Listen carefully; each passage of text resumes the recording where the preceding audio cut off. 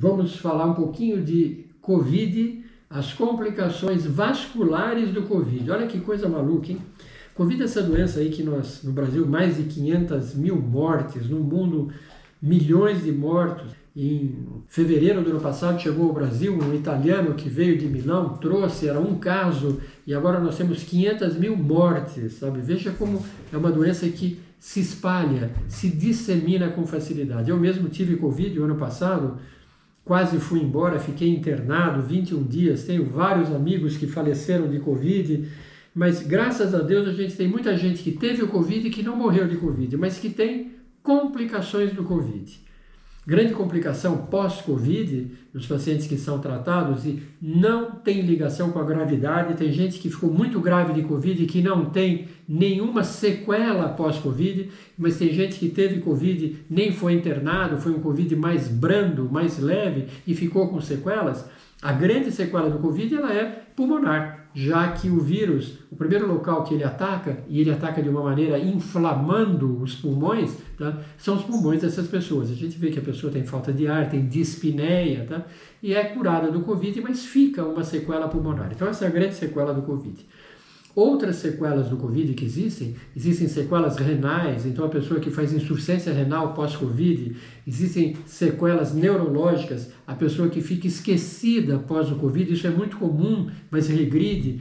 Outra sequela muito comum é a falta de gosto e a falta de olfato, quer dizer, não sente o cheiro e não sente o gosto das coisas, principalmente das comidas, né? E que caracteriza uma fase inicial do Covid, às vezes fica durante muito tempo, até 6 meses depois, a pessoa não sentindo o gosto e não sentindo o cheiro, mas acaba voltando, tá? Existem complicações vasculares, né? A complicação vascular mais comum é a complicação que existe durante o Covid, que são as tromboses venosas profundas pelo Covid, tá? O Covid, ele afeta a parede dos vasos, tá? Inflamando a parede dos vasos. E quando inflama, ele fecha o vaso. Então é uma trombose. Trombose que pode ser das veias, então o vaso venoso, e trombose que pode ser das artérias, o vaso arterial. Trombose arterial é muito mais grave porque falta circulação, há uma isquemia, uma falta de oxigênio por esse entupimento do vaso, pela inflamação da parede do vaso, da artéria pelo Covid, precisa ser tratado na hora, senão, dependendo do local, por exemplo, se é no coração, o paciente com Covid pode ter um infarto, se são nas artérias carótidas que levam o sangue para o cérebro, ele pode ter um AVC, e eu tive um colega que teve um AVC enorme, hoje em dia ele tem uma sequela pós-AVC, o AVC que ele teve pelo Covid, tá? Mas as tromboses mais comuns são as tromboses venosas, a veia que entope, e a pessoa faz uma embolia de pulmão no pós-Covid. Essa semana eu tive aqui no consultório um grande amigo meu que ficou internado 49 dias com Covid, um quadro gravíssimo, mais grave que o meu, e que veio ao consultório essa semana trazido pela esposa, com uma dor na perna, um inchaço na perna. Será que não é uma trombose no pós-Covid? E nós fizemos o Doppler, não era uma trombose.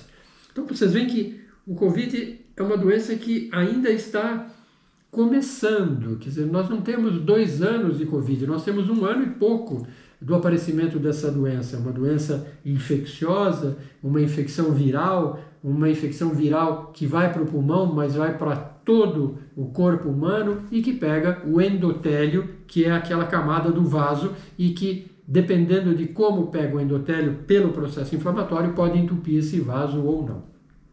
Eu, pela minha idade, pelos meus 41 anos de medicina, eu tive a oportunidade de ver 2 pandemias aqui no Brasil, 2 pandemias sérias, tá?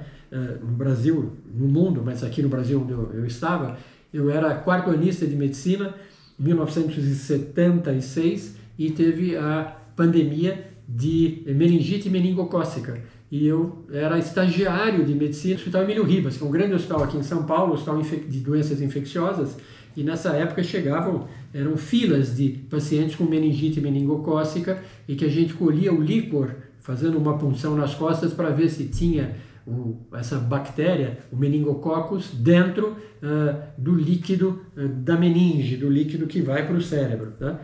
E na época tinha um professor, que era um homem de uns 50 anos, professor, eu vou citar o nome em homenagem a ele, ele já é falecido, Vicente Amato Neto.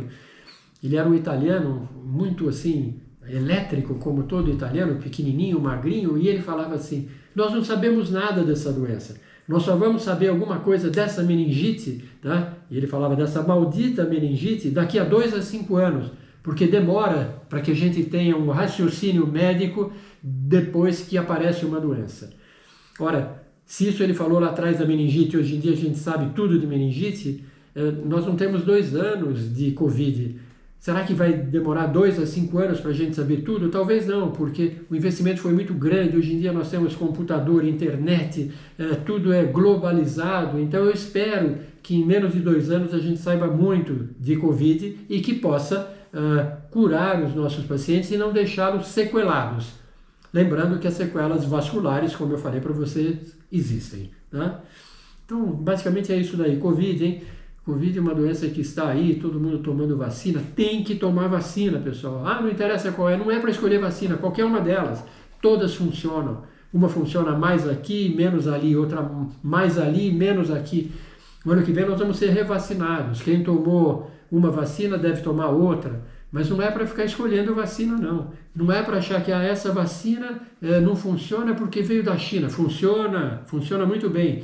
Essa vacina não funciona porque leva trombose. Mentira, não leva trombose nada, funciona muito bem. Temos que tomar vacina. E o ano que vem ser revacinados, provavelmente com uma outra vacina, um outro tipo de mecanismo imunizante para o Covid. Não esquecer da máscara, tá? Minha máscara está aqui. Eu estou gravando, mas a máscara está aqui. Distanciamento social, não é para ir à festa, não é para abraçar o seu amigo, a sua amiga, tá? Talvez o melhor carinho que você faça é manter a distância, tá? Então, mais uma vez, um bom dia a todos.